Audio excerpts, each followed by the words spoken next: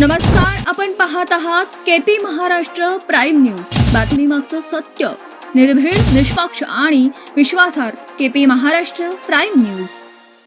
आटपाडीत एलसीबीची धडाकेबाज कारवाई, 11 पिस्तूलसह 22 जिवंत काडतुसे जप्त। आटपाडी परिसरात सांगली स्थानिक गुन्हे अन्वेषण शाखेने अर्थात एलसीबीने मोठी कारवाई करत तब्बल 11 पिस्तूल व 22 जिवंत काडतुसे जप्त केली आहेत। या कारवाईमुळे परिसरात खळबळ उडाली असून अवैध शस्त्रसाठ्याविरोधात सांगली एलसीबीने केलेल्या उल्लेखनीय कामगिरीचे कौतुक होत आहे। या धडाकेबाज कारवाईची दखल घेत विशेष पोलीस महानिरीक्षक रंजन कुमार शर्मा यांनी सांगली एलसीबी टीमला 50,000 रुपयांचे बक्षीस जाहीर केले आहे। आटपाडी परिसरात अवैध शस्त्रांची वाहतूक आणि साठा होत असल्याची माहिती मिळाल्यानंतर एलसीबी पथकाने तपासाची चक्रे वेगाने फिरवली।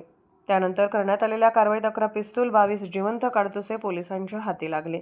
या कारवाईमागे नेमकं कोण आहे, ही शस्त्रे कुठून आणण्यात आली होती आणि त्याचा वापर कोणत्या कारणासाठी होणार होता याचा तपास पोलीस करत आहेत। सांगली जिल्ह्यात अवैध शस्त्राविरोधात पोलिसांकडून सुरू असलेल्या कारवाईमध्ये ही कारवाई महत्त्वाची मानली जात आहे। एलसीबीच्या या कामगिरीची दखल घेत विशेष पोलीस महानिरीक्षक रंजन कुमार शर्मा यांनी 50,000 रुपयांचे बक्षीस जाहीर केल्याने पोलीस दलातील या पथकाचे विशेष कौतुक होत आहे।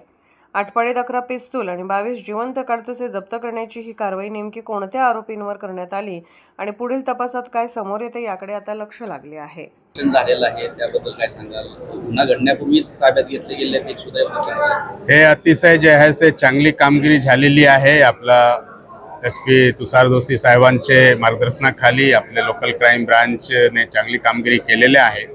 मी जे आहे से हे सर्व टीम जे आहे त्यांना 50,000चे रिवॉर्ड घोषित करत आहे आणि ते रिवॉर्ड त्यांना जे टीमचे सदस्य असेल ते सर्वांमध्ये वाटप होणार आहे आणि भविष्यामध्ये पण त्यांनी अशीच जे आहे चांगली कामगिरी करत राहावा यासाठी त्यांना जे आहे से आम्ही जे आहे से मार्गदर्शन देणार आहे आणि त्यांच्याकडून अशी आम्ही अपेक्षा करणार आहे। थँक्यू।